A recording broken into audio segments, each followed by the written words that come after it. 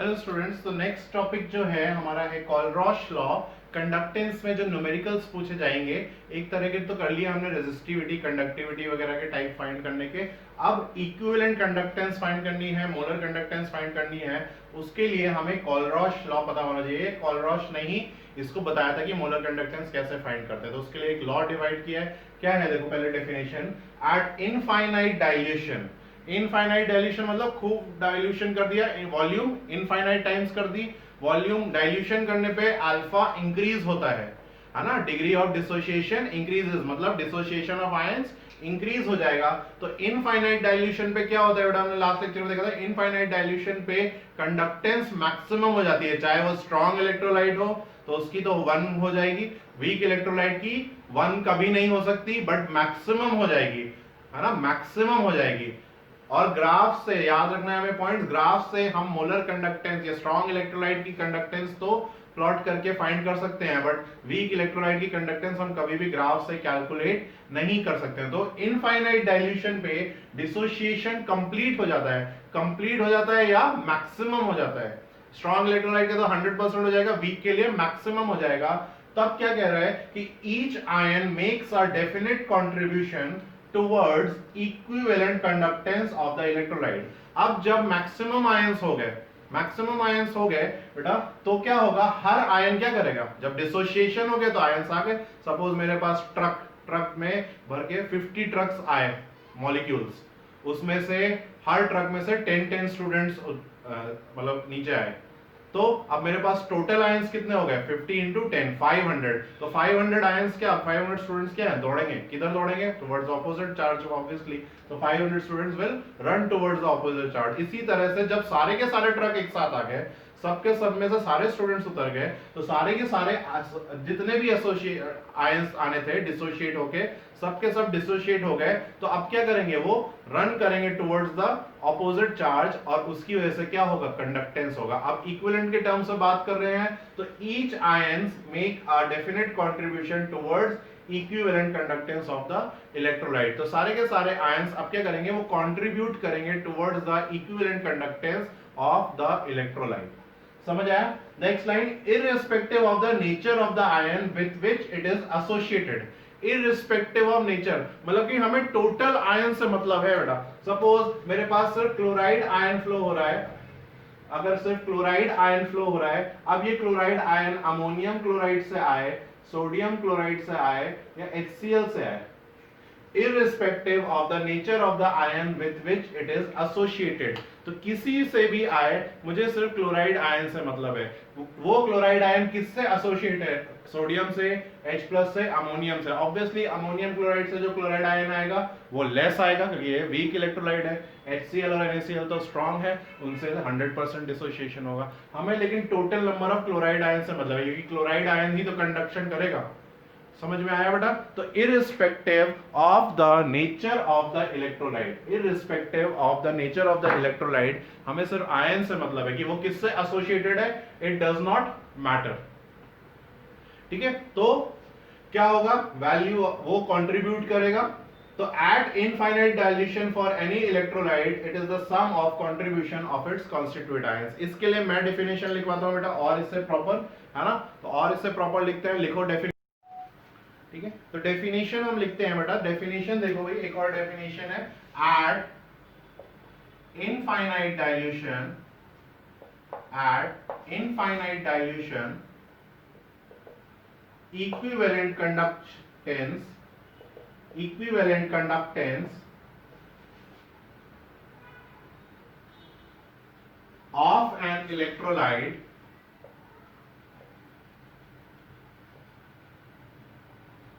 is equal to sum of equivalent conductance, sum of equivalent conductance of cation and anion at their respective dilutions, नहीं, respective infinite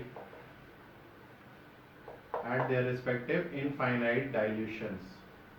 ठीक है, तो देखो भाई eight की equivalent conductance, infinite dilution पे equivalent conductance of an electrolyte, है ना, इलेक्ट्रोलाइट की जो इक्विवेलेंट कंडक्टेंस है, इलेक्ट्रोलाइट की जो इक्विवेलेंट कंडक्टेंस है वो किसके इक्वल होगी कि टोटल आयंस कितने हैं, ठीक है, टोटल आयंस कितने हैं और इक्विवेलेंट, टोटल आयंस के इक्विवेलेंट, ग्राम इक्विवेलेंट कितने हैं।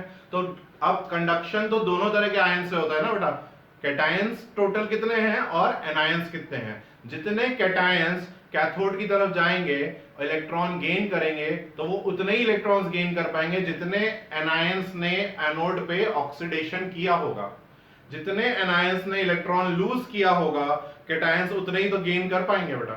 तो दोनों का सम, दोनों तरह के आयंस का सम जो है वो टोटल इक्विवेलेंट कंडक्टेंस होता है, is equal to sum of equivalent conductance of cations as well as anions at उनका भी कब, इनफाइनाइट डाइल्यूशन, क्योंकि इनफाइनाइट डाइल्यूशन पे ही तो हम बता रहे हैं, तो उनकी कंडक्टेंस भी इनफाइनाइट मतलब फ्री होने चाहिए एकदम, कोई कोलिजन नहीं होना चाहिए किसी के कैटायन का, फ्री डाइल्यूशन उनकी भी फ्री होनी चाहिए। तो फॉर अकॉर्डिंग टू दिस क्या हो जाएगा कि जो Kohlrausch law, according to the statement of Kohlrausch law, equivalent conductance at infinite dilution will be equal to equivalent conductance at infinite dilution for cation plus equivalent conduction at infinite dilution of anion.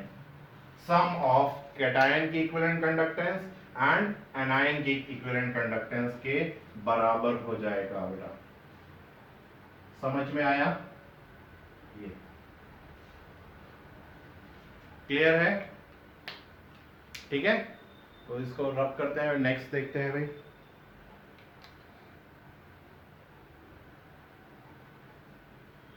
ठीक है, अब हम कुछ और points लिखते हैं बेटा जो हमें हेल्प करेंगे, तो नोट करके लिखो, नोट इसके नीचे ही note.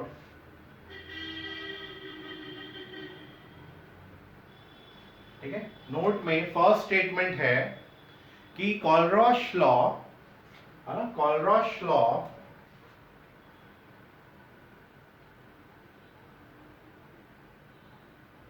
is applicable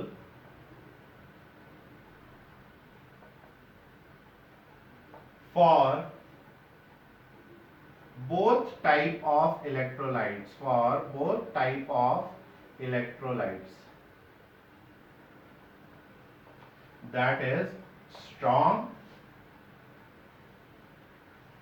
and weak electrolytes। तो दोनों तरह के इलेक्ट्रोलाइट्स के लिए ये रिस्पॉन्सिबल, ये अप्लाई होता है, मतलब applicable for both type of electrolytes. ठीक है, तो ये फर्स्ट नोट हो गया बेटा। सेकेंड नोट लिखेंगे, सेकेंड नोट लिखो भाई, सिंपल सा है कि अकॉर्डिंग टू आयु,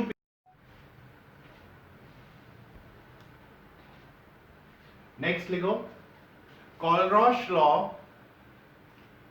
Kohlrausch laws, next note Kohlrausch laws original statement was mentioned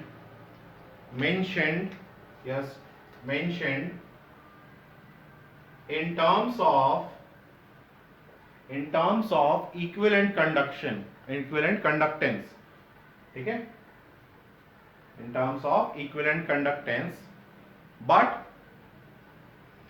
according to IUPAC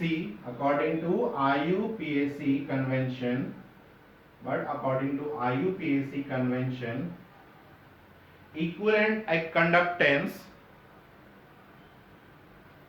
should be expressed, equivalent conductance should be expressed in terms of molar conductance, should be expressed, equivalent conductance should be expressed in terms of molar conductance।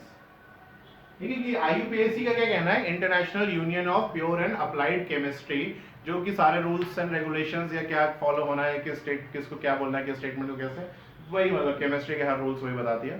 ठीक है, तो उसने क्या कहा कि Kohlrausch ने जब discovery की थी तब उसने इक्विवेलेंट के टर्म्स से बात करी थी, पर अब हम इक्विवेलेंट कंडक्शन को एक्सप्रेस करेंगे मोलर कंडक्टेंस के टर्म्स में, क्योंकि आजकल मोल्स में ही सब बातें होती हैं, वो ज्यादा सिंपल है, पर equivalent is the best concept, उससे आंसर कभी गलत नहीं आएगा, ये हमने मोल्स में भी देखा था। ठीक है, तो अकॉर्डिंग टू कॉलरॉश लॉ, देखो अब अकॉर्डिंग टू कॉलरॉश लॉ तो ये हो गया एक्सप्रेशन। अब अकॉर्डिंग टू मोलर कंडक्शन, हम मोलर में एक्सप्रेस करना है तो क्या होगा, सिर्फ साइन चेंज हो जाएंगे बेटा, साइन चेंज हो जाएंगे। देखो भाई, तो मोलर के according to IUPAC convention, molar conductance at infinite dilution will be equal to molar conductance of cations at infinite dilution plus molar conductance of anions at infinite dilution। और हमें कितने moles हैं कैटायन के और कितने moles हैं anions के वो भी मेंशन करना पड़ेगा। कितने मोल कैटायन है और कितने मोल एनायंस हैं, M और N। क्लियर है? तो कितने मोल कैटायंस हैं कितने मोल एनायंस हैं वो भी हमें मेंशन करना पड़ेगा ये। ठीक है, तो यहाँ पे M and N क्या है, M and N are, M is number of moles of cation in per liter of electrolyte। ठीक है, ऐसे ही N is number of moles of anion in per liter of electrolyte, in per liter of electrolyte। ठीक है, इसको चलो बेटा दो examples देखते हैं हम लोग, है ना। अभी जो हमने रिलेशन निकाला है कॉलरॉश लॉ का, उसके लिए एक करेक्शन कर लेना। अभी हमने लिखा था M जो है वो number of cations from 1 mole of electrolyte, है ना, फ्रॉम 1 मोल ऑफ इलेक्ट्रोलाइट, और number of anions from 1 mole of electrolyte, कि 1 मोल इलेक्ट्रोलाइट से कितने मोल्स कैटायंस मिलते हैं और कितने मोल एनायंस मिलते हैं। ठीक है, ये कर लेना भाई। ओके, और फिर हम देखते हैं। चलो, तो देखो भाई, in this first K2SO4 potassium sulphate, है ना, उसका अगर कंडक्टेंस होगा तो M की वैल्यू कितनी हो जाएगी बेटा, M की वैल्यू हो जाएगी 2। M वो भी कौन सा, कैटायन वाला, तो कैटायन वाला M की वैल्यू हो जाएगी 2, और एनायन वाले N की वैल्यू, है ना, यहाँ तो N चलता है, तो एनायन का जो N है, एनायन का जो N है उसके लिए कितनी वैल्यू हो जाएगी, 1। ठीक है, तो मोलर कंडक्टेंस में M और N हमें लेना है। तो यहाँ पे अगर मैं मोलर कंडक्टेंस का रिलेशन लिखूं तो मोलर कंडक्टेंस का रिलेशन हो जाएगा बेटा कि molar conductance at infinite dilution for K2SO4 will be equal to molar conductance of at infinite dilution of cation, cation कौन सा है, K+, और यहाँ पे और molar conductance of sulphate ion at infinite dilution. Value क्या क्या पुट करनी है, देखो हम क्या पुट करेंगे, यहाँ पे बस 2 टाइम्स दे देंगे और यहाँ पे 1 टाइम्स दे देंगे, M और N। क्लियर है? ऐसे ही अगर मुझे इक्विवेलेंट कंडक्टेंस लिखनी है बेटा, तो इक्विवेलेंट कंडक्टेंस बताओ, ये 1 equivalent of K2SO4 will give you 1 gram equivalent of potassium, बेटा ये 1 ही आएगा और ये भी 1 ही आएगा। ठीक है, 1 इक्विवेलेंट तो 1 है ना, नंबर ऑफ, देखो इक्विवेलेंट हम इक्वल कर सकते हैं चाहे प्रोडक्ट के प्रोडक्ट से, रिएक्टेंट के रिएक्टेंट से, किसी भी रिएक्टेंट के प्रोडक्ट से, तो सब इक्वल ही होंगे, सब में क्या आएगा, 1 ग्राम इक्विवेलेंट ही आएगा मेरे पास। ठीक है, तो ये 1 ग्राम इक्विवेलेंट, ये भी 1 ग्राम इक्विवेलेंट, ये भी 1 ग्राम इक्विवेलेंट, तो वहां पे हमें इन सबको पुट करने की जरूरत नहीं है। ठीक है, नेक्स्ट देखो Al2SO4 के लिए लिखो भाई सब लोग मोलर कंडक्टेंस का एक्सप्रेशन, पॉज करके अपने आप लिखेंगे भाई सब लोग। तो Al2SO4 at infinite dilution is equal to 2 times conduction of Al plus 3 at infinite dilution plus 3 times conductance of SO4 minus 2, है ना। ये समझ में आया? तो मोलर कंडक्टेंस का एक्सप्रेशन हम इस तरह से लिखेंगे। ओके, फिर चलो क्वेश्चन देखते हैं फिर बेटा। Ionic conductance at infinite dilution, of calcium plus 2 and Cl minus chloride ion, calcium plus 2 ion and chloride। तो इनकी इनफाइनाइट डाइल्यूशन पे आयोनिक कंडक्टेंस हमें गिवन है, ठीक है। इनफाइनाइट डाइल्यूशन में आयंस की, कैटायन की कितनी है 119 और अनायन की कितनी है 76 सेंटीमीटर स्क्वायर मोल इनवर्स, ठीक है। ये होगी यूनिट, ये कुछ नहीं है, ठीक है। 76 119 and 76 centimetre square mole inverse, ये इनकी कंडक्टेंस है respectively. Calculate the molar equivalent conductance, तो क्या कह रहा है कि मोलर भी कैलकुलेट करनी है, molar and equivalent conductance of calcium chloride eight infinite direction. तो दोनों टाइप की कंडक्टेंस हमें फाइंड करनी है बेटा, ठीक है। तो देखो भाई इसमें सिंपल क्वेश्चन है, पहले तो इक्वेशन देखिए क्या होगा, डिसोसिएशन ऑफ कैल्शियम। पहले क्या होता है देखो कि at complete dissociation, Kohlrausch law के अकॉर्डिंग कंप्लीट, तो कैल्शियम क्लोराइड का जो कंप्लीट डिसोसिएशन है कैल्शियम क्लोराइड का हमें मिलेगा calcium plus 2 and 2Cl minus.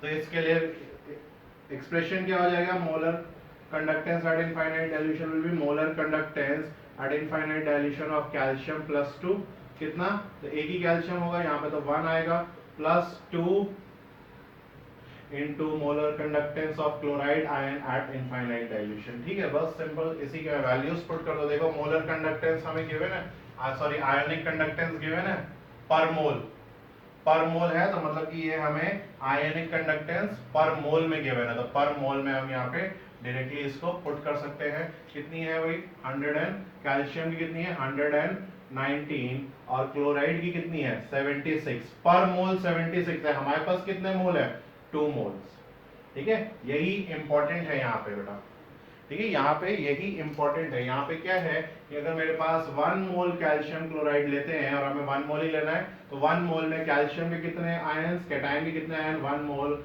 और इसके भी कितने आयन, मैं अगर 1 मोल लिखूं तो 1 मोल इंटू 2 मोल लिख सकते हैं। तो 1 मोल पर मोल की कंडक्टेंस गिवन है कि 1 मोल क्लोराइड आयन फ्लो होगा अगर, है ना, तो उसमें कंडक्टेंस कितनी मिलेगी 76 मिलेगी 1 मोल पर। हमें कितने फ्लो हो रहे हैं 2 मोल्स फ्लो हो रहे हैं, तो कंडक्टेंस भी तो ज्यादा होगी। Conductance is directly proportional to number of ions, ज्यादा आयंस डबल 2 टाइम्स फ्लो हो रहे हैं तो कंडक्टेंस भी डबल हो जाएगी। किसकी, क्लोराइड के 2 टाइम्स हो रहे हैं तो 2 टाइम्स हो जाएगी अभी, ठीक है। बस इसको सॉल्व कर लो, तो 119 प्लस 2 इंटू 276 सॉल्व करो बेटा, बताओ कितना आ रहा है 271 शायद, है ना, ओम इनवर्स सेंटीमीटर स्क्वायर, और मोलर कंडक्टेंस फाइंड करिए तो मोल इनवर्स, ठीक है। This will be molar conductance of CaCl2 eight infinite dilution. Clear है। अब इसकी इक्विवेलेंट कंडक्टेंस फाइंड करना तो बहुत सिंपल है, तो सब लोग करो भाई, आंसर लिखो कमेंट्स में पहले ही पॉज करके। इक्विवेलेंट कंडक्टेंस क्या हो जाएगी, तो इक्विवेलेंट कंडक्टेंस क्या होती है बेटा, हमने देखो रिलेशन ऑलरेडी स्टैब्लिश किया हुआ था कि molar conductance will be equal to equivalent conductance into valency factor। ये हम ऑलरेडी कर चुके हैं डेरिवेशन, देखना जब हम ये मोलर एंड इक्विवेलेंट की लिखी थी, ठीक है। तो बस यहीं से फाइंड कर लो मोलर कंडक्टेंस कितनी आ रही है 271। वैलेंसी फैक्टर किसका, इलेक्ट्रोलाइट का। इलेक्ट्रोलाइट क्या है, कैल्शियम क्लोराइड, तो कैल्शियम क्लोराइड का वैलेंसी फैक्टर कितना होगा बताओ भाई 2। तो बस 271 यहाँ पे पुट करेंगे तो 271 divided by 2 will give you equivalent conductance at infinite dilution, which will come out to be 135.5 ohm inverse centimeter square and equivalent inverse। Clear है।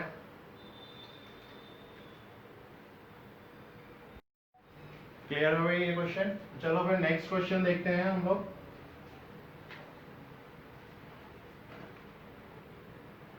नेक्स्ट क्वेश्चन देखो तब तक।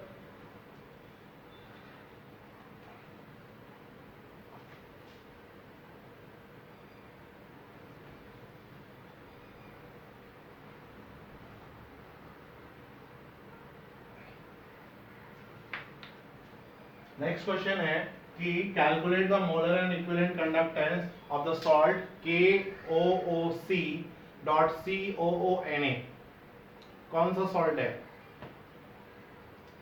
ठीक है। तो ये सिंपल कौन सा सॉल्ट है भाई, देखो इट इज सोडियम पोटेशियम, है ना, या पोटेशियम सोडियम ऑक्सलेट, ऑक्सलेट है, देखो सी डबल ओ, कैसे बना होगा, C double O oxalate, oxalic acid H2C2O4, ये चेंज हुआ है सी डबल ओ के and C double O N A में बेटा, ये।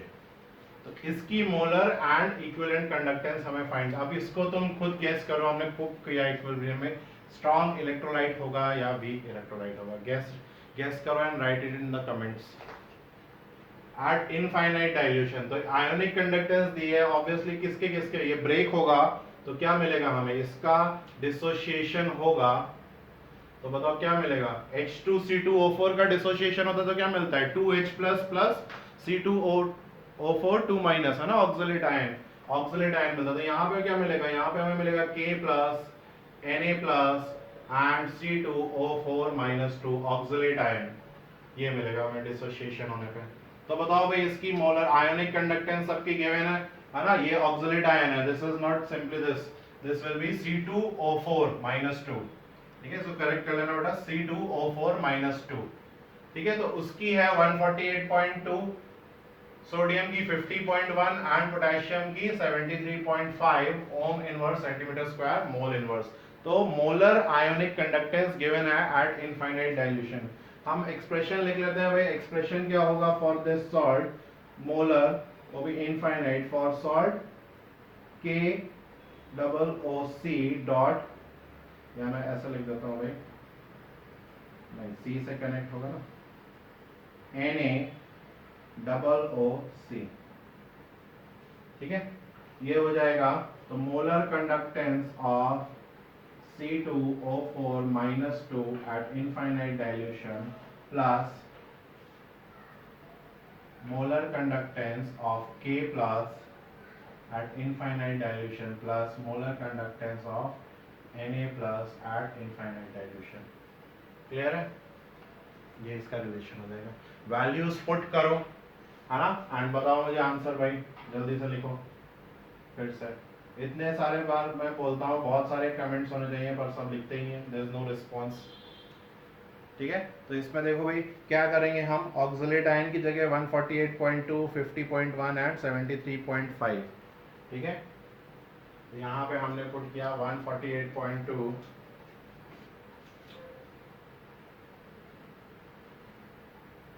प्लस 50.1 प्लस 73.5, कितना आया भाई 271.8, 271.8 ohm inverse centimetre square and mole inverse, क्या molar conductance of potassium sodium oxalate.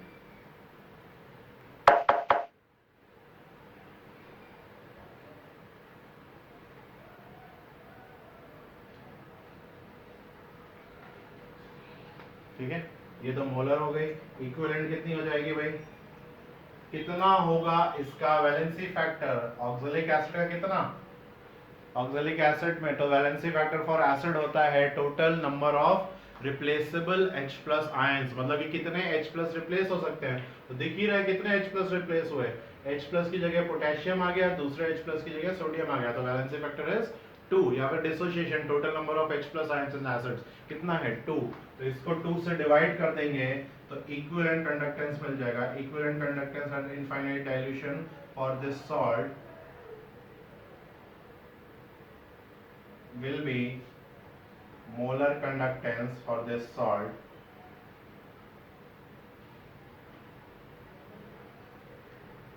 that is divided by 2। Okay, तो 2 से डिवाइड कर दो इसको, कितना आएगा 2 1s are 2 3s are and then ये आएगा 15.9, ठीक है। आई गेस तो इक्विवेलेंट कंडक्टेंस हमारे पास कितनी आ रही है, रेड इक्विवेलेंट कंडक्टेंस हमारे पास कितनी आ रही है बेटा 135.6 9 ओम inverse centimetre square equivalent inverse. I hope यही आ रहा होगा सबका आंसर। क्लियर है? तो सिंपल है भाई कंडक्टेंस के क्लियर निकालना। तो मोलर कंडक्टेंस निकालो, पर मोल में गिवन है और पर इक्विवेलेंट में गिवन होगी अगर, then you have to think again equivalent के लिए एक्सप्रेशन लिखेंगे एंड इक्विवेलेंट को ऐड कर देंगे। Sum of total cations and total anions ही होती है टोटल कंडक्टेंस। समझ में आया भाई? ओके चलो फिर नेक्स्ट करते हैं। तो नेक्स्ट है बेटा एप्लीकेशन ऑफ कॉलरॉश लॉ। बेसिकली थोड़ा सा एप्लीकेशन हम देख ही चुके हैं बेटा। क्या करते हैं हम, मोलर कंडक्टेंस और इक्विवेलेंट कंडक्टेंस फाइंड करने के लिए हम यूज करते हैं कॉलरॉश लॉ को। कॉलरॉश लॉ ने स्टेटमेंट ही यही दिया था कि जो टोटल मोलर कंडक्टेंस या इक्विवेलेंट कंडक्टेंस हो जाएगी वो किसकी हो जाएगी, sum of equivalent conductance of cations and anions. और क्या कर सकते हैं हम बेटा, डिग्री ऑफ डिसोसिएशन फाइंड कर सकते हैं, that is alpha. Degree of dissociation find कर सकते हैं, डिसोसिएशन कांस्टेंट्स फाइंड कर सकते हैं के, इक्विलिब्रियम वाला बेटा, dissociation constant, reaction constant and all. Then to determine solubility of sparingly solubles, that is KSP. Sparingly soluble मतलब जो बहुत ज्यादा हाईली सॉल्युबल नहीं है, मतलब और बहुत ज्यादा वीक भी नहीं है, स्टोन भी नहीं है और सॉल्ट भी नहीं है, उसके बीच के स्पेरिंगली सॉल्युबल है ना, जो हल्के फुल्के डिसॉल्व होते हैं फिर लेकिन मिक्स करने पे, स्टर करने पे वो पूरी तरह डिसॉल्व हो जाते हैं। तो ये चीजें हम फाइंड कर सकते हैं। ठीक है, क्या क्या हमारे पास हो गई, molar conductance for weak electrolytes, क्योंकि स्ट्रॉन्ग इलेक्ट्रोलाइट के लिए तो हम ग्राफ से ही फाइंड कर सकते हैं, ग्राफ को प्लॉट करके तो उससे मिल जाता है, बट वीक के लिए नहीं मिलता है। तो वीक के लिए हम यहाँ से एप्लीकेशन यूज करके हम फाइंड कर सकते हैं। ठीक है, चलो फिर इसको डिटेल में देखते हैं बेटा। तो फर्स्ट क्या है हमारे पास, फर्स्ट जो है कि डिग्री ऑफ डिसोसिएशन है ना, कैलकुलेटिंग डिग्री ऑफ आयोनाइजेशन और आयोनाइजेशन कांस्टेंट या डिग्री ऑफ डिसोसिएशन, मतलब वो अल्फा की ही, सब अल्फा के ही नाम है। हमने है ना केमिकल इक्विलिब्रियम वाले चैप्टर में भी देखा था, इट इज ऑल अल्फा। ठीक है, तो डिग्री ऑफ डिसोसिएशन जो होगा बेटा, डिग्री ऑफ डिसोसिएशन देखो, it is alpha is equal to, देखो टोटल मोल्स, टोटल मोल्स में से number of dissociated mole ions,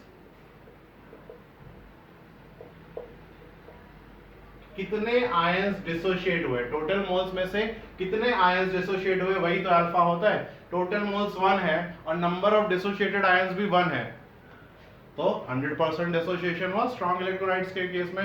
but week में क्या होगा, जितने भी टोटल मोल्स होंगे उसमें से नंबर ऑफ डिसोसिएटेड आयंस तो क्या होंगे, बहुत लेस होंगे। लेस होंगे तो उतने परसेंट डिसोसिएशन हो रहा है या डिग्री ऑफ डिसोसिएशन उसका उतना है।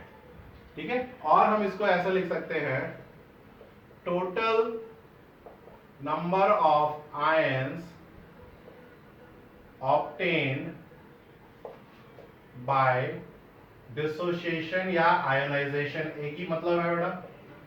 ठीक है, इनफाइनाइट अगर वॉल्यूम कर दी हमने, इनफाइनाइट डाइल्यूशन कर दिया तो मैक्सिमम नंबर ऑफ आयंस मिलेंगे वीक के लिए भी, और स्ट्रॉन्ग के लिए तो 100 ही हो जाएंगे, तो वीक के लिए वो मैक्सिमम हो जाएंगे। और किसमें से, total moles present in electrolyte,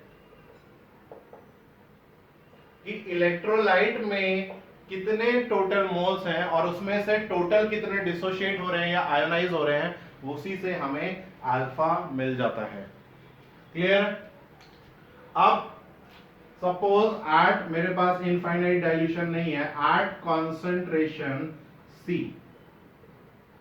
तो C कॉन्सेंट्रेशन पे अल्फा हमें निकालना है, तो C कॉन्सेंट्रेशन पे अल्फा हो जाएगा molar conductance at C concentration upon उसी इलेक्ट्रोलाइट की molar conductance at infinite dilution, और इक्विवेलेंट भी यही हो जाएगी भाई, equivalent conductance at C concentration upon equivalent conductance at infinite dilution. इसका जो रेशियो होगा वो हमें डिग्री ऑफ आयोनाइजेशन या डिग्री ऑफ डिसोसिएशन देगा।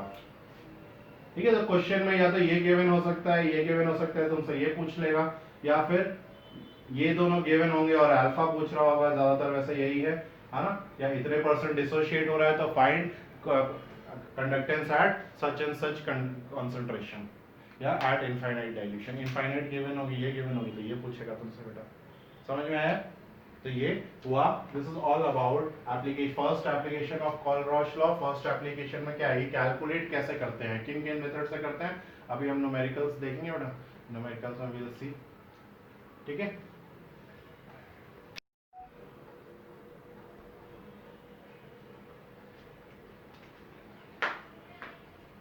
ठीक है। तो नेक्स्ट जो एप्लीकेशन है that is calculation of equivalent और molar conductance of weak electrolytes at infinite dilution. तो सिर्फ वीक इलेक्ट्रोलाइट के लिए ही लिखा हुआ है बेटा, ध्यान देना, कैलकुलेशन ऑफ वीक इलेक्ट्रोलाइट। क्यों? क्योंकि स्ट्रॉन्ग इलेक्ट्रोलाइट के लिए तो हम ग्राफ से ही फाइंड कर लेते हैं।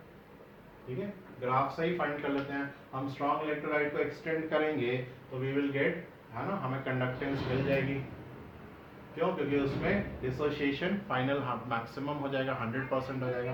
पर वीक इलेक्ट्रोलाइट में कभी भी 100% नहीं होगा। तो उसमें जो 0.8 एम्पियर का एग्जांपल है तो वो हमेशा उतनी ही रहेगी, चाहे तुम कितनी भी डाइल्यूशन करते जाओ, कितनी भी डाइल्यूशन करते जाओ, कंडक्टेंस यहाँ फिक्स्ड हो गई। तो वीक इलेक्ट्रोलाइट की हम ग्राफ से फाइंड नहीं कर सकते हैं, ग्राफ से हम सिर्फ और सिर्फ स्ट्रॉन्ग इलेक्ट्रोलाइट की फाइंड कर सकते हैं। तो for weak electrolytes we are using Kohlrausch law. Kohlrausch law को यूज करते हुए हम वीक इलेक्ट्रोलाइट के लिए कंडक्टेंस फाइंड करते हैं एट इनफाइनाइट डाइल्यूशन। तो देखो भाई कैसे करते हैं बेटा, हाउ विल वी डू। तो फॉर सपोज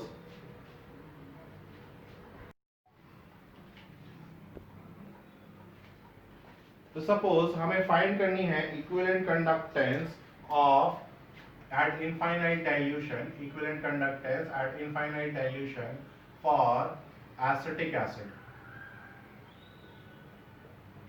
ठीक है, तो एसिटिक एसिड की इनफाइनाइट डाइल्यूशन पे मोलर कंडक्टेंस या इक्विवेलेंट कंडक्टेंस कितनी होगी। ठीक है, तो इसको देखो, इसको फाइंड करना है अगर मुझे, तो इसको फाइंड करने के लिए मेरे पास क्या क्या होना चाहिए बेटा, sum of cation and sum of anions. तो सपोज इसकी equivalent molar conductance at infinite dilution will be molar conductance of acetate ion at infinite dilution plus molar conductance of H plus at infinite dilution. तो anion की और cation की जो infinite dilution में conductance होगी उसका सम।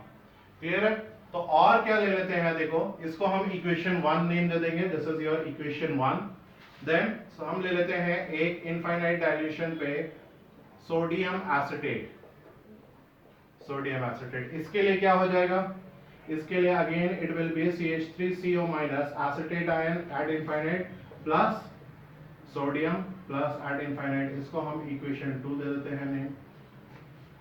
और हम ले लेते हैं, है ना, एसिटिक एसिड हम ले लेते हैं NaCl ले लेते हैं बेटा, है ना। Next we will take HCl and NaCl। ठीक है, तो molar conductance at infinite dilution में हम HCl ले लेते हैं। तो देखो इसमें क्या हो जाएगा, अगेन Cl माइनस का इनफाइनाइट डाइल्यूशन पे मोलर प्लस H प्लस का मोलर एट इनफाइनाइट डाइल्यूशन, है ना। सब जगह मोलर लिखना भी जरूरी है, मोलर ही है, आयनिक में भी ये मोलर ही है, मोलर मोलर मोलर, ये Na प्लस, ठीक है, मोलर। एंड लास्ट हम लेते हैं NaCl के लिए, इसको इक्वेशन 3 नेम दे देंगे। And molar conductance of NaCl infinite dilution is equal to molar conductance of again Cl minus finite dilution plus ionic conductance of Na plus at infinite dilution, equation 4। ठीक है भाई, मेरे पास 4 equation है बेटा, 4 equation से मेरी डिजायर्ड इक्वेशन कौन सी है, या नेट इक्वेशन, या कौन सी इक्वेशन हमें चाहिए, ये वाली चाहिए, है ना, हमें ये वाली चाहिए। तो बाकी तीनों की हेल्प लेनी पड़ेगी। बाकी तीनों की हेल्प लेने के लिए मुझे इक्वेशन 1 ऑब्टेन करना है। इफ आई नीड इक्वेशन 1, तो सी इक्वेशन 1 चाहिए, तो क्या करें, इक्वेशन 1 में क्या क्या है, रिएक्टेंट साइड में हम कह सकते हैं, रिएक्टेंट साइड में हमारे पास एसिटिक एसिड है, तो वो हमें कहां से मिलेगा, अभी तो हमें कोई आइडिया नहीं है, एसिटिक एसिड तो वो तो वहीं से मिलेगा, है ना। प्रोडक्ट साइड में देखो क्या क्या है मेरे पास, एसिटेट आयन है, तो एसिटेट आयन मुझे कहां से मिलेगा बेटा, फर्स्ट इक्वेशन सेकंड इक्वेशन से मिलेगा, तो वो एज इट इज चाहिए, कोई चेंज करने की जरूरत नहीं है। तो हम इक्वेशन 2 ले लेते हैं कि इक्वेशन 2 एसिटेट आयन हमें इक्वेशन 2 से मिलेगा, सेम साइड पे ही है, राइट हैंड साइड पे है। राइट हैंड साइड में हमें नेट इक्वेशन में भी चाहिए और गिवन इक्वेशन में भी राइट हैंड साइड में, तो एज इट इज ले लेंगे। और हमें क्या चाहिए बेटा, हमें चाहिए H प्लस चाहिए, तो H प्लस कहां से मिलेगा, थर्ड इक्वेशन से, राइट हैंड साइड पे चाहिए और राइट हैंड साइड में ही है, तो वो भी एज इट इज ले लेते हैं, थर्ड इक्वेशन। क्या नहीं चाहिए, हमें जो चाहिए था मिल गया, क्या नहीं चाहिए, तो ना हमें Na प्लस चाहिए ना Cl माइनस चाहिए, मतलब फोर्थ इक्वेशन चाहिए नहीं हमें, इन दोनों को ऐड करने से हमारा डिजायर्ड इक्वेशन मिल गई है। तो सिंपली क्या करो, इसको माइनस कर दो बेटा, इक्वेशन 4 को माइनस कर देते हैं, ठीक है, तो माइनस साइन हो गया। इसको अप्लाई करते हैं, देखो इक्वेशन 4 को माइनस साइन दे देते हैं, तो ये हो गया minus and minus, minus Cl minus, और ये प्लस Cl माइनस है, तो ये और ये कैंसिल हो गया, Na प्लस और ये भी, ये माइनस Na प्लस, ये प्लस Na प्लस, ये एंड ये कैंसिल हो गया। बचा क्या मेरे पास, देखो है ना, क्या क्या बचा, acetate ion and H plus, यही तो हमें चाहिए था। क्लियर है, तो ये सब चीजें हम थर्मो में बहुत कर चुके हैं ना, केमिकल इक्विलिब्रियम में भी K फाइंड करने के लिए कर चुके हैं, K एंड K डैश, तो इजीली है। तो सिंपल है कि जिसका भी तुमसे ये कॉलरॉश लॉ, ये सब हमने अकॉर्डिंग टू कॉलरॉश लॉ लिखा कि NaCl की molar conductance at infinite dilution क्या हो जाएगी, ionic conductance of chloride ion at infinite dilution and ionic conductance of sodium ion at infinite dilution. HCl की molar conductance at infinite dilution क्या हो जाएगी बेटा, क्लोराइड आयन की ionic conductance at infinite dilution and ionic conductance of H plus at infinite dilution. Sodium acetate की molar conductance at infinite dilution क्या हो जाएगी, एसिटेट आयन की ionic conductance at infinite dilution, sodium plus की ionic conductance at infinite dilution. ठीक है, तो ये तीन इक्वेशन थी, हमें ये चाहिए थी, जो एलिमेंट्स नहीं चाहिए उसको हम माइनस में कर देंगे, जो एज इट इज चाहिए उसको हम प्लस ऐड करते चले जाएंगे। क्लियर है, तो इक्वेशन 1 हमें कैसे मिली बेटा, equation 2 plus equation 3 minus equation 4। ठीक है, तो इक्वेशन 4 से तो हमने कॉलरॉश लॉ को यूज करके एक वीक इलेक्ट्रोलाइट, ये तो स्ट्रॉन्ग इलेक्ट्रोलाइट है, एग्रीड। क्यों स्ट्रॉन्ग है, क्योंकि सोडियम तो तुरंत डिसोशिएट हो जाएगा ना, जब सोडियम प्लस निकल जाएगा तो एसिटेट आयन भी उसको होना ही पड़ेगा। HCl is a strong electrolyte, ये भी NaCl है। इन तीनों की इनफाइनाइट डाइल्यूशन कहां से पता करेंगे हम, ग्राफ से। ठीक है, तो और इसकी हम ग्राफ से पता कर सकते हैं नहीं, ठीक है, क्योंकि इसमें तो मैक्सिमम डिसोसिएशन होगा ही नहीं, इतना डिसोसिएशन कभी होगा नहीं, जीरो कॉन्सेंट्रेशन या इनफाइनाइट वॉल्यूम पे कभी होगा ही नहीं, तो ये इसकी तो नहीं पता चलेगी। तो हम कॉलरॉश लॉ की हेल्प लेके वीक इलेक्ट्रोलाइट की कंडक्टेंस फाइंड कर सकते हैं ऐसे। ओके, समझ में आया अभी, तो ये नोट कर लो।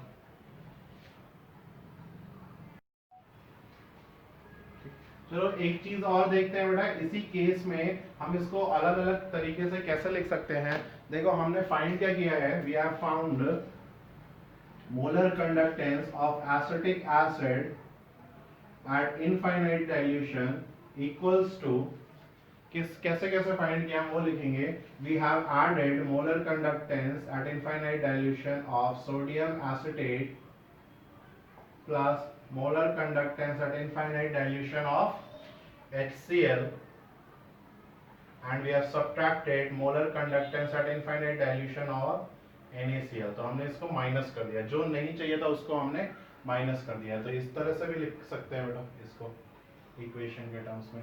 और क्योंकि अब एग्जाम में इतने तो तुम्हें हैबिट है, इतने क्वेश्चन किए हैं थर्मो में और केमिकल इक्विलिब्रियम में, तुम क्वेश्चन को तुम इलेक्ट्रोलाइट देखोगे डायरेक्टली कर दोगे कि ये एंड ये मुझे इसमें से मिल जाएगा और ये नहीं चाहिए, ये माइनस कर देंगे, तो डायरेक्टली ये देखो। या और हम इसको कैसे लिख सकते हैं बेटा, एक और मेथड से, एक और तरह से रिप्रेजेंट कर सकते हैं। Molar conductance of acetic acid at infinite dilution will be equal to molar conductance at infinite dilution of acetic acid plus HCl and minus NaCl। ये देखो ऐसे भी रिप्रेजेंट कर सकते हैं हम। ठीक है, तो रिप्रेजेंटेशन हम कैसे भी कर सकते हैं बेटा इस तरह से। ठीक है, इक्वेशन के टर्म्स में तो न्यूमेरिकल्स हो जाएंगे, डायरेक्ट रिप्रेजेंटेशन करना है तो ये हो जाएगा। ओके, ठीक है। तो देखो भाई 11th के कंसेप्ट्स यूज हो रहे हैं कि नहीं हो रहे हैं बेटा, बेसिकली स्मॉल स्मॉल चैप्टर्स का स्मॉल स्मॉल पार्ट यूज हो रहा है, तो इजी लग रहा होगा आई गेस। ठीक है, और अगर वही चीज अगर तुम्हारी स्ट्रांग नहीं है तो तुम्हें ये भी नहीं पता लगेगा ये क्या ऐसे कैसे हुआ, अभी तो और फिर से समझाइए ये कैसे होता है, मुझे नहीं आता। पर अगर 11th में आपने स्ट्रांग है, 11th में आपने स्ट्रांगली किया है, तो it must be very clear to you कि ये कैसे हो रहा है, सिंपल सा। ओके,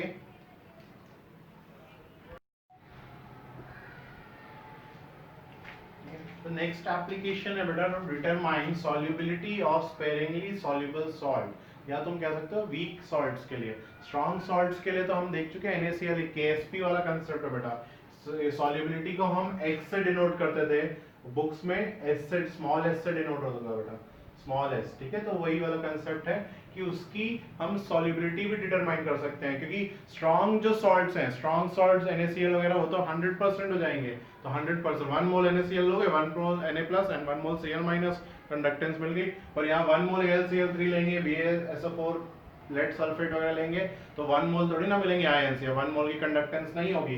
तो इसके लिए भी हम कॉलरॉश लॉ का ही कंसेप्ट यूज करते हैं। देखो पहली बात तो सॉल्युबिलिटी क्या होती है पहले हम वो देखते हैं। तो solubility is concentration of saturated solution at constant temperature is called as solubility. Saturated solution क्या होता है बेटा, देखो बॉक्स वाला एग्जांपल याद है भाई।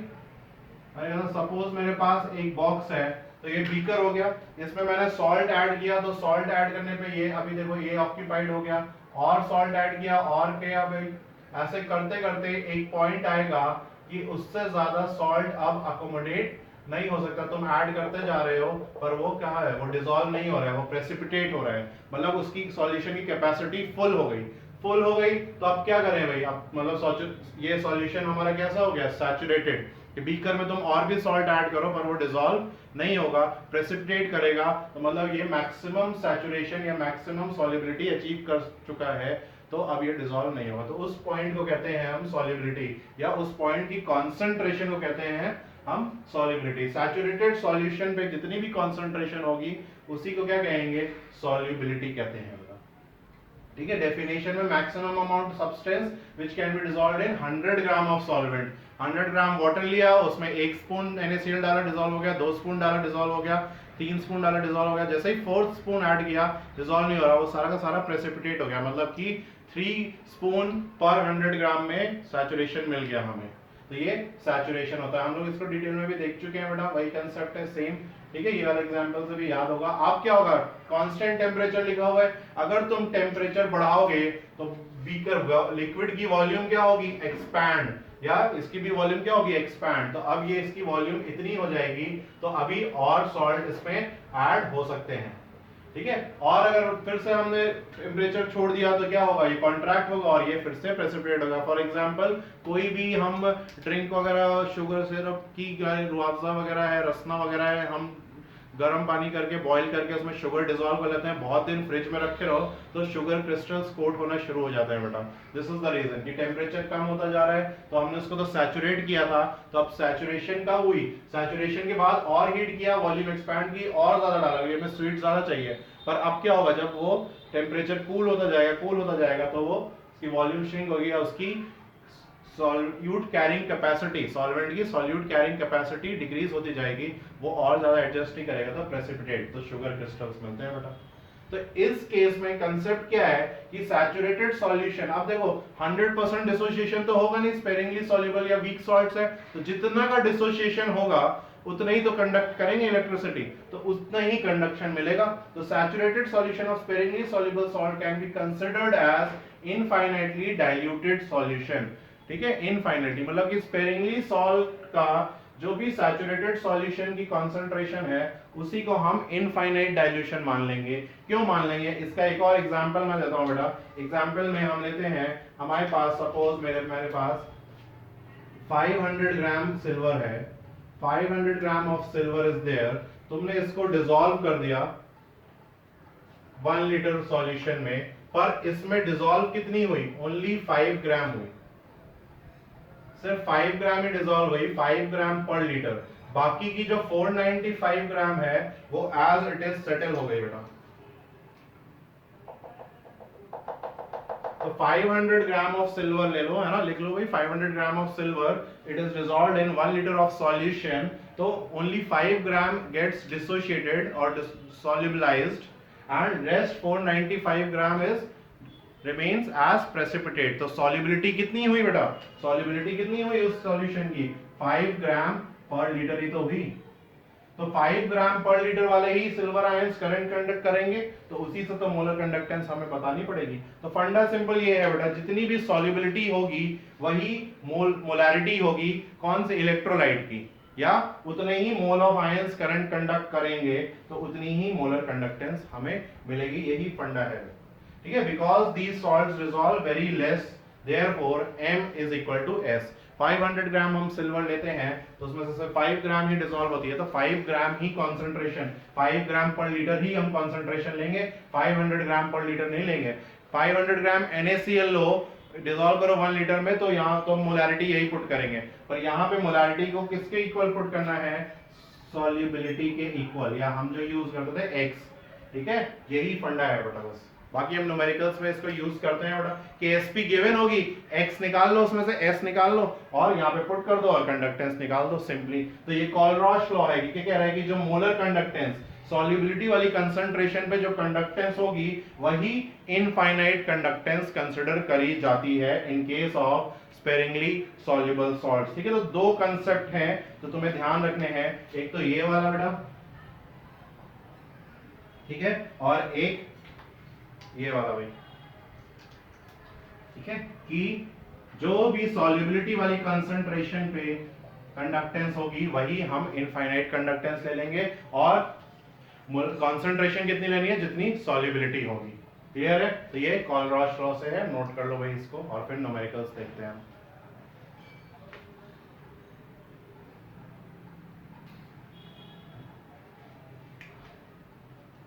ठीक है, ये आया बीकर, 1 मिनट, हाँ आ गया।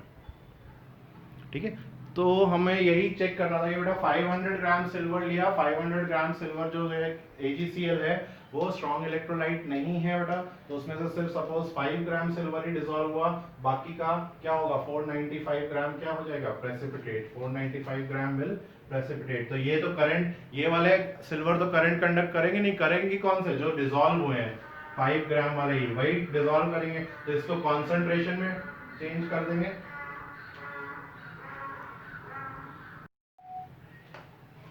ठीक है, तो दो कंसेप्ट ही याद रखने हैं बेटा in case of sparingly soluble या KSP वाले। एंड मैं सबसे पहले तो बताने ही भूल गया भाई, क्वेश्चन इज वेरी नेसेसरी कि इस कंसेप्ट से आए बेटा, KSP वाला कंसेप्ट इन कंडक्टेंस या electrochemistry, very very very important, जरूर मिलेगा, देखना कहाँ, सब जगह प्रीवियस ईयर में शीट में कितने क्वेश्चंस दे रखे हैं इससे। तो इंपॉर्टेंट कंसेप्ट है, दो चैप्टर का कंसेप्ट को कनेक्ट कर रहा है, दो चैप्टर इक्विलिब्रियम का KSP एंड कंडक्टेंस भी। तो कुछ भी नहीं याद रखना है, न्यूमेरिकल्स का आएगा, न्यूमेरिकल का ये याद रखना है, कंसेप्ट समझ लो भाई कि वीक सॉल्ट है तो वीक सॉल्ट में जितना भी कॉन्सेंट्रेशन लोगे वो 100% डिसोशिएट नहीं होगा, तो 100% आयंस में डिसोशिएट नहीं होगा। तो अगर सपोज 20% हुआ तो 20% ही तो आयंस मिलेंगे, तो 20% आयंस ही करंट कंडक्ट करेंगे, चाहे वॉल्यूम कितनी भी इनफाइनाइट कर लो कोई फर्क नहीं पड़ेगा। तो 20% आयंस ही करंट कंडक्ट करेंगे, तो मोलर कंडक्टेंस या इनफाइनाइट पे क्या हो जाएगी, सेम 20%, और फिर इसलिए हम 20% ही लेंगे। जितने आयंस डिसॉल्व हुए, जितने आयंस डिसोशिएट हुए, वो अभी अल्फा का फॉर्मूला देखा था, टोटल मोल्स ऑफ इलेक्ट्रोलाइट और कितने नंबर ऑफ आयंस ऑब्टेन्ड।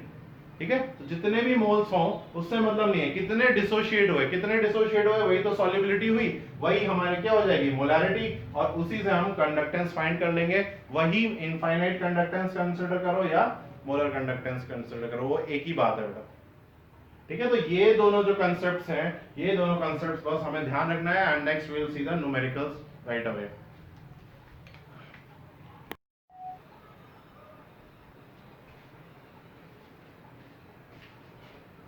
चलो एक क्वेश्चन देखते हैं इसके ऊपर। क्वेश्चन क्या है कि at certain temperature the saturated solution of AgCl has conductivity K 1.8 into 10⁻⁻⁶। Conductivity K given है, इसकी यूनिट हो जाएगी ओम inverse centimetre inverse. The ionic conductance of Ag plus and Cl minus at infinite dilution are 54.5 and 65.5, तो ये हो जाएगी ओम inverse centimetre square and mole inverse. ठीक है, तो मतलब कि मोलर कंडक्टेंस हमें क्या क्या गिवन है, देखो क्वेश्चन में हमें गिवन है, पहली बात तो के गिवन है बेटा, के कितना गिवन है 1.8 इंटू 10⁻⁻6 ओम इनवर्स सेंटीमीटर इनवर्स। उसके बाद आयोनिक कंडक्टेंस इनफाइनाइट डाइल्यूशन पे Ag प्लस की गिवन है, कितनी गिवन है, Ag प्लस की है 54.5 ओम inverse centimetre square and mole inverse. ठीक है, और Cl माइनस की गिवन है 65.5 ओम inverse centimetre square and mole inverse. Find क्या करना है, कह रहा है find the solubility of AgCl। Solubility मतलब x या s है ना, स्मॉल s फाइंड करना है। तो कैसे करेंगे भाई, देखो फर्स्ट ऑफ ऑल क्या फॉर्मूला है बेटा, है ना, फॉर्मूला जो यूज है, ये तो गिवन इन द क्वेश्चन हो गया, लिखना जरूरी है बेटा। देन फॉर्मूला है मोलर कंडक्टेंस किसकी, AgCl की फाइंड करनी है, एट इनफाइनाइट हो जाएगी K इंटू 1000 बाय m की जगह और क्या लिख सकते हैं हम, S भी लिख सकते हैं, सॉल्युबिलिटी। ठीक है, यही फॉर्मूला भी हमने डिस्कस किया था, ये सॉल्युबिलिटी जितनी होगी उतनी ही मोलैरिटी, उतनी ही concentration of ions current conduction करेंगे।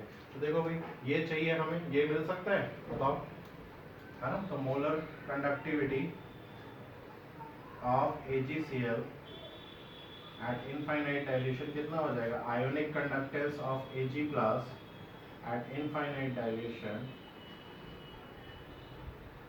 Plus conduction of Cl minus ये, तो ये हो जाएगा अलाउिंग 54.5 है ना, और 65.5 को ऐड करना है हमें सिंपली, कितना आ रहा है भाई 120 शायद 5510 और 595 है ना, 549 120.0 है ना, 65 होगा। ठीक है, 120 आ गया, तो मोलर कंडक्टेंस हमारी आई 120, पुट कर दो इस फॉर्मूला में, तो 120 इज इक्वल टू K कितना है 1.8 इंटू 10⁻⁻6 इंटू 1000 अपॉन S कितना है भाई, S तो फाइंड ही करना है ना, सॉरी, तो बस इसको इक्वेट कर दो बेटा, S यहाँ ले आओ, 120 यहाँ ले आओ, सॉल्व करके बताओ भाई आंसर कितना आ रहा है सब लोग, हाँ?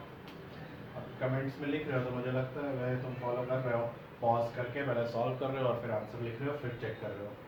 तो S हो जाएगा 1.8 इंटू 10⁻⁻6 इंटू 1000 अपॉन 120, बताओ भाई कितना आ रहा है,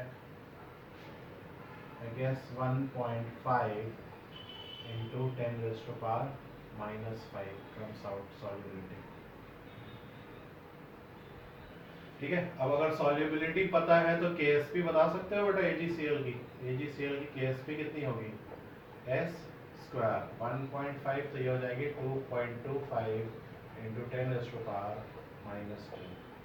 KSP भी पूछ सकता है, सॉल्युबिलिटी भी पूछ सकता है, दोनों इसी से हो जाएंगे बेटा, समझे। हाँ, सिंपल है क्वेश्चन। फिर अगर हम कंसेप्चुअली समझ लेते हैं पहले कॉलरॉश लॉज की प्रॉपर्टीज, तो हमें इजी लगेंगे न्यूमेरिकल्स।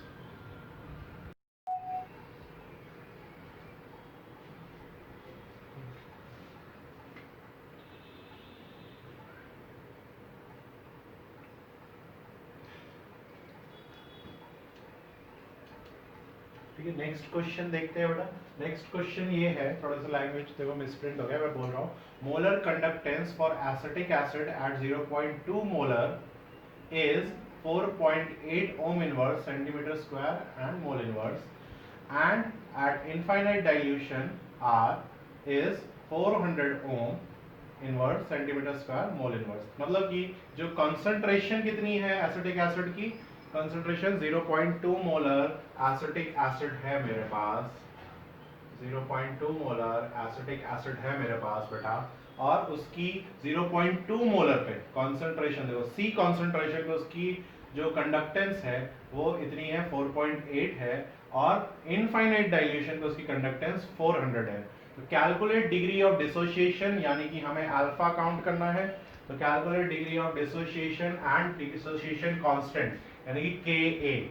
तो डिग्री ऑफ डिसोसिएशन क्या होता है बेटा, molar conductance at C concentration upon molar conduction at infinite dilution.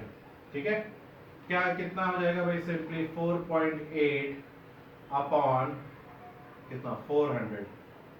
Percentage में चाहिए तो 100 पे मल्टीप्लाई कर देंगे, कितना आएगा ये सॉल्व करके लिखो भाई,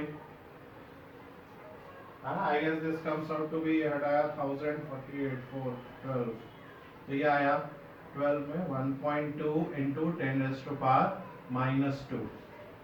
ठीक है, या 100 से मल्टीप्लाई कर देंगे तो 1.2% है ना, और परसेंटेज में लिखना है तो 1.2%। क्लियर है, ये हो गया भाई। तो अब बस सिंपल है, अब क्या निकालना है, नेक्स्ट डिसोसिएशन कांस्टेंट निकालना है Ka for acetic acid. Acid है तो Ka कितना होता है, वीक एसिड का डिसोसिएशन कांस्टेंट कितना होता है बेटा, C अल्फा स्क्वायर। C कितना है 0.2 और अल्फा स्क्वायर 1.2 इंटू 10⁻⁻² का होल स्क्वायर। आंसर लिखो भाई सब लोग, बस सिंपल मल्टीप्लिकेशन है। ठीक है, तो ये हो जाएगा डिसोसिएशन कांस्टेंट। तो अगर इक्विलिब्रियम क्लियर है बेटा तो इलेक्ट्रोकेमिस्ट्री के न्यूमेरिकल्स भी एकदम क्लियर है, एकदम फर्स्ट क्लास है ना।